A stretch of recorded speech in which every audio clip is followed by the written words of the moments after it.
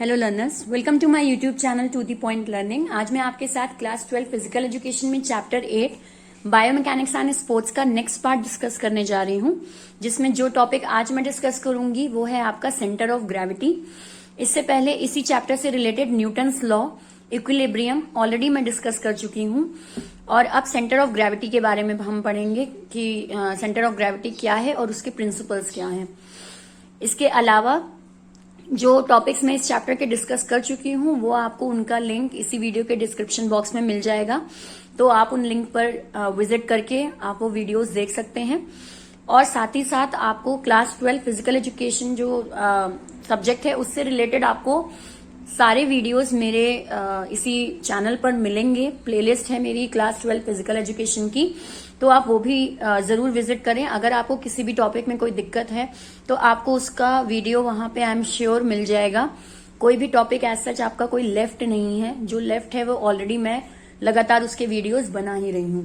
So start करते हैं इस वीडियो में कि सेंटर ऑफ ग्रेविटी क्या होता है। So balance and stability depends upon centre of gravity. ये कोई आपका अलग से टॉपिक नहीं है, इससे पहले जो हमने इक्विलिब्रियम पढ़ाया था लास्ट वीडियो में उसी से रिलेटेड है कि इक्विलिब्रियम को ज्यादा अच्छे से बनाने के लिए या बैलेंस और स्टेबिलिटी को ज्यादा अच्छे से मेंटेन करने के लिए सेंटर ऑफ ग्रेविटी की जरूरत होती है, क्योंकि बैलेंस में आपको कहीं ना कहीं किसी स्टेट पे तो रुकना ही होता है। तो बस वही स्टेट जिस पर आप अपना बैलेंस बना लेते हैं वो आपकी सेंटर ऑफ ग्रेविटी बन जाता है। It is the ability to maintain the line of gravity of body within the base of support and minimal postural away, यानी कि आपका जो बॉडी पोस्चर है वो इधर से उधर ना हो, ज्यादा अवे ना हो, आप एक स्टेबल वे में खड़े रह सको। तो उसके लिए आपकी बॉडी जो है वो एक ग्रेविटी बनाती है, ग्रेविटी का बेस बनाती है, जिसके सपोर्ट की हेल्प से आप बैलेंस या स्टेबल फॉर्म में रहते हैं। सो The scene of body balance of an individual is located in our inner ear vestibular। अगर हम देखें तो हमारा जो एक सेंस होता है वो अगर हम महसूस करें तो उस केस में भी हमारी सेंटर ऑफ ग्रेविटी हमारा इनर ईयर होता है, ठीक है, वेस्टिब्यूलर होता है, जिसके थ्रू हम किसी भी तरह की ग्रेविटी को मेंटेन कर पाते हैं। तो सिंपल इसका कंक्लूजन ये है कि अगर आपकी बॉडी को एक मिनिमम वे में या एक स्टेबल वे में एक्ट करना है, स्टेबिलिटी अटेन करनी है, तो बॉडी को कहीं ना कहीं अपनी सेंटर ऑफ ग्रेविटी बनाना पड़ता है। The ability to balance whether stationary और moving is a key to success in most of sports and physical activity.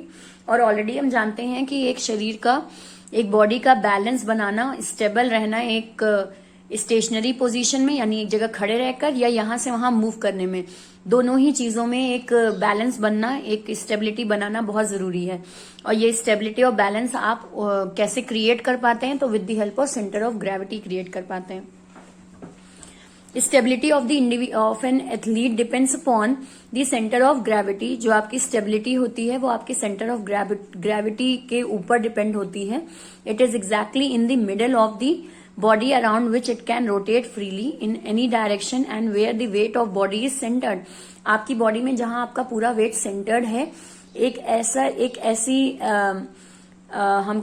ऐसी लाइन या एक ऐसा पॉइंट जहां पर आपकी बॉडी पूरी तरीके से स्टेबल हो जाती है, जिसके थ्रू आपकी बॉडी स्टेबलाइज वे में वर्क करती है, तो वो भी आपका सेंटर ऑफ ग्रेविटी ही कहलाएगा। It is exactly at the point along the middle line of body. और अगर हम बात करें कि आपकी बॉडी में वो एक पॉइंट कौन सा होता है जहां से आपकी centre of gravity main originate होती है, जहां से आप अपनी बॉडी को मेनली बैलेंस करते हैं, तो वो है नियर द नेवल पॉइंट। ठीक है, आपके नाभि के पास जो आपका पॉइंट है, यानी जो नाभि है वो मेन माना जाता है। नेवल पॉइंट को हम मेन मानते हैं कि ये सेंटर ऑफ ग्रेविटी का पॉइंट है जहां से आपकी बॉडी पूरी बॉडी जो आपकी है वो बैलेंस्ड वे में वर्क करती है। कुछ एग्जांपल्स हम देख लेते हैं, जैसे in wrestling the down player lies down और bends down, that is lowers his centre of gravity by expanding legs and hands to increase the stability. अगर कोई रेसलर है उसे जमीन पर गिराया गया है और वो बेंड्स डाउन है यानी सर के बल गिरा हुआ है, उस केस में अगर उसे उठना है तो वो अपने हाथ और पैर का सपोर्ट लेकर अपनी नाभि की ओर यानी अपने सेंटर ऑफ ग्रेविटी की ओर पूरा का पूरा फोर्स क्रिएट करके तब वो खड़ा हो पाएगा। ये चीज क्या है, वहां पे उसकी स्टेबिलिटी अराइज हो पाएगी जब वो अपनी सारी एनर्जी को या अपनी सारी की सारी फोर्स को अपनी सेंटर ऑफ ग्रेविटी की ओर अट्रैक्ट करेगा, यानी कि नेवल की ओर। Then example 2, in weight lifting player widens his base by keeping feet apart which provide more stability and balance. अगर हम वेट लिफ्टिंग स्पोर्ट्स की बात करें तो इसमें भी जो हमारा प्लेयर होता है वो थोड़ा सा अपने पैरों को दूर करता है, एक वाइडन पाथ बनाता है जिसकी वजह से बेस थोड़ा बढ़े, तब वो वेट को उठाए तो वो गिरेगा नहीं। ठीक है, पैर समेट के अगर वेट को उठाएगा तो वेट को उठाते ही वो गिर जाएगा, या तो राइट या तो लेफ्ट या तो पीछे की ओर। तो वो क्या करता है, वो अपनी फीट को वाइडन करता है जिसकी वजह से उसका बेस बड़ा हो पाता है और तब उसका बैलेंस या उसकी स्टेबिलिटी ज्यादा अच्छे से बन पाती है। एग्जाम्पल 3 है, during landing player bends his leg which provide fast control of stability. Moreover, it reduces injury from impact. और लैंडिंग के टाइम, यानी आप पैराशूट से लैंड कर रहे हो, ग्लाइडर से लैंड कर रहे हो, तो उस केस में भी जो प्लेयर होता है वो अपने लेग्स को बेंड कर लेता है, यानी एक साथ जोड़ लेता है ताकि उसकी एक स्टेबिलिटी बन सके। ठीक है, दोनों पैर अपार्ट खोल के कभी लैंडिंग नहीं होती है, हमेशा आपके दोनों पैर आपस में डिटैच होने चाहिए, जुड़े होने चाहिए, तब आप लैंडिंग करें तो ही आपकी स्टेबिलिटी बन पाती है, तभी आप अपने आप को रोक पाते हैं एक पोजीशन पे। तो वो भी वहां पे क्या क्रिएट हो रहा है, सेंटर ऑफ ग्रेविटी क्रिएट कर रहे हैं आप। तो ये हो गए आपके कुछ एग्जाम्पल्स और सेंटर ऑफ ग्रेविटी का मीनिंग। अब आते हैं नेक्स्ट टॉपिक पे, जो कि है आपका principles of stability and balance, यानी हम स्टेबिलिटी और बैलेंस किस तरीके से क्रिएट कर पाते हैं, उसके कुछ प्रिंसिपल्स हैं यहाँ पे। पहला, centre of gravity within the base of support, यानी to remain in balance and stable position the centre of gravity should be within the base of support. यानी अगर आपको बैलेंस और स्टेबल पोजीशन अटेन करनी है तो आपको अपने बेस में सेंटर ऑफ ग्रेविटी को ओरिजिनेट करना पड़ेगा। जैसे अगर आप कहीं गिर रहे हैं तो उस केस में दूसरी तरफ आप टिल्ट होते हो और अपने सेंटर लाइन को अटेन करने की कोशिश करते हैं, एक सीधे तरीके से खड़े होने की कोशिश करते हैं, तो वहां पे आप क्या कर रहे हैं, आप अपनी सेंटर ऑफ ग्रेविटी को मेंटेन कर रहे हैं। देन है widen the base of support, to increase stability widen the base of support, wider the base more stable is the object. यानी जितना ज्यादा बेस आपका स्टेबल होगा, जितना ज्यादा बेस वाइडन होगा, ज्यादा होगा, उतना ही ज्यादा आपकी स्टेबिलिटी बन पाएगी। जैसे अगर मैं आपको किसी पतली रेलिंग पे चलने के लिए कहूं, वहां पे आपको स्टेबिलिटी बनाने में दिक्कत होगी, लेकिन अगर मैं किसी चौड़ी पट्टी पे पूरी अच्छी खासी चौड़ी लाइन है उस पर चलने के लिए कह रही हूं, तो वो आपका बेस ऑफ सपोर्ट बढ़ गया तो उस पर आप आराम से वॉक कर लेंगे। तो यही चीज है, बेस ऑफ सपोर्ट आपका ज्यादा होगा तो स्टेबिलिटी आप ज्यादा अटेन कर पाएंगे। देन नेक्स्ट है lower the CG, for more stable position the centre of gravity should be lower down. आपकी स्टेबल पोजीशन के लिए जरूरी है कि सेंटर ऑफ ग्रेविटी आपकी लोअर डाउन रहे, यानी आप सेंटर ऑफ ग्रेविटी को कम रखें, तब आप स्टेबल पोजीशन में ज्यादा रह पाएंगे।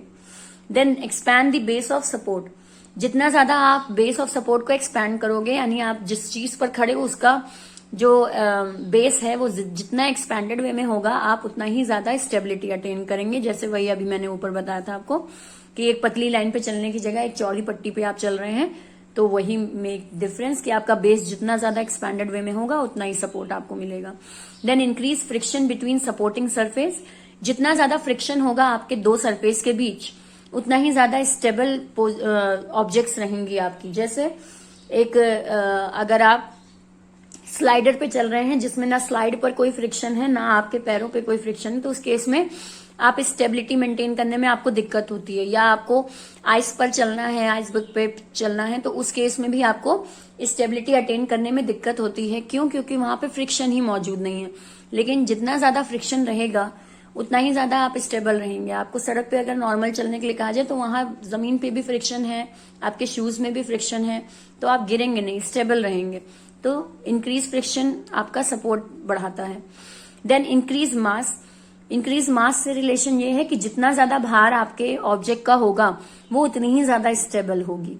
ठीक, जिस चीज का भार कम होगा वो उतनी अनस्टेबल होगी। फॉर एग्जाम्पल अगर मैं ये पेंसिल खड़ा करने की कोशिश करूं सीधी, तो ये क्योंकि इसका मास बहुत कम है तो ये नहीं खड़ी हो पाएगी। वहीं इसकी जगह अगर मैं मार्कर वगैरह ले लूंगी तो उसका बेस थोड़ा बढ़ गया ना, उसका वेट भी बढ़ गया, तो वेट बढ़ जाने से, मास बढ़ जाने से वो स्टेबल रहेगी। तो ये चीज। देन आइए पुश और pull close to base of support, यानी जितना ज्यादा आपका पुश और पुल आपके सपोर्ट बेस ऑफ सपोर्ट के पास होगा।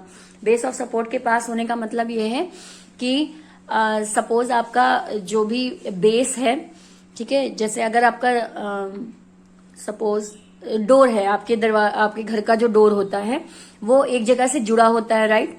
तो जितना ज्यादा आप पुश और पुल करेंगे हैंडल से दरवाजे को और बेस ऑफ सपोर्ट करीब है तो आपको क्या है, आपको मेहनत कम लगेगी, ठीक है, आपको पुश और पुल आराम से हो जाएगा। लेकिन अगर वहीं वो बेस ऑफ सपोर्ट आपका एक जगह है और आपका हैंडल बहुत दूर है दरवाजे से, यानी दरवाजा बहुत लंबा सा है, और तब उस दरवाजे को खोलने और बंद करने में आपका जो फोर्स है वो ज्यादा लगेगी, यानी वो कम स्टेबिलिटी को अटेन करेगा। तो ये चीज आपका बेस ऑफ सपोर्ट कहलाता है। देन प्रॉपर कैचिंग टेक्निक भी आपकी बैलेंस और स्टेबिलिटी से ही आती है। आप प्रॉपर कैचिंग टेक्निक तभी अपना पाएंगे जब आपको खुद मालूम होगा कि आप कौन सी पोजीशन में आपका हाथ या आपका मूवमेंट बैलेंस्ड वे में है। देन प्रॉपर फॉलिंग टेक्निक का मतलब होता है सही तरीके से गिरना। अगर आप प्लेयर्स को देखें तो जितनी बार भी मैच वगैरह में वो इधर से उधर गिरते हैं उनको कहीं चोट नहीं आती कोई सीरियस, क्योंकि ये उनके गिरने की भी एक टेक्निक इन्वॉल्व होती है जिसमें वो जानते हैं कि किस तरीके से किस पोजीशन में वो गिरें तो वो बैलेंस्ड वे में गिरेंगे और उन्हें इंजरी नहीं आएगी। तो अगर बैलेंस और स्टेबिलिटी हम नहीं समझेंगे तो उस केस में हमें इंजरी के चांसेस भी बढ़ सकते हैं। एंड लास्ट है आपका रोटेशन अबाउट एक्सेस, यानी एक प्लेयर को रोटेशन के बारे में भी समझना चाहिए कि उसका मेन एक्सेस क्या है।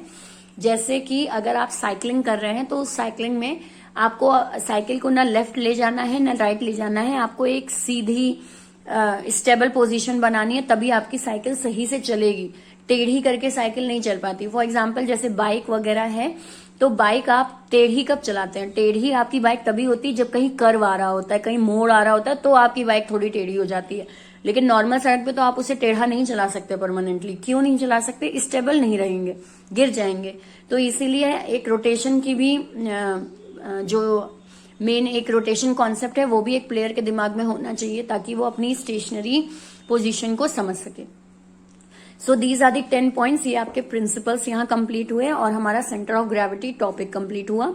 इसके बाद नेक्स्ट वीडियो में आपके साथ फ्रिक्शन एंड स्पोर्ट्स डिस्कस करूंगी, तो वो वीडियो भी जरूर देखिएगा। और अगर ये वीडियो आपको समझ में आया हो तो लाइक का बटन जरूर क्लिक करें। इसके अलावा अगर आपका कोई सजेशन है, आपकी कोई कमेंट है, कोई क्वेश्चन है तो उसे कमेंट बॉक्स में मेंशन कीजिएगा, मैं जल्दी से जल्दी रिप्लाई करूंगी। बाकी अगर चैनल को अभी तक सब्सक्राइब नहीं किया है तो सब्सक्राइब कर लीजिए, बेल आइकन पे क्लिक कर लीजिए ताकि जो भी वीडियोस मैं डालूं उसके नोटिफिकेशंस आपको तुरंत मिले और आपका बोर्ड प्रिपरेशन अच्छे से हो सके। So thank you and have a nice day.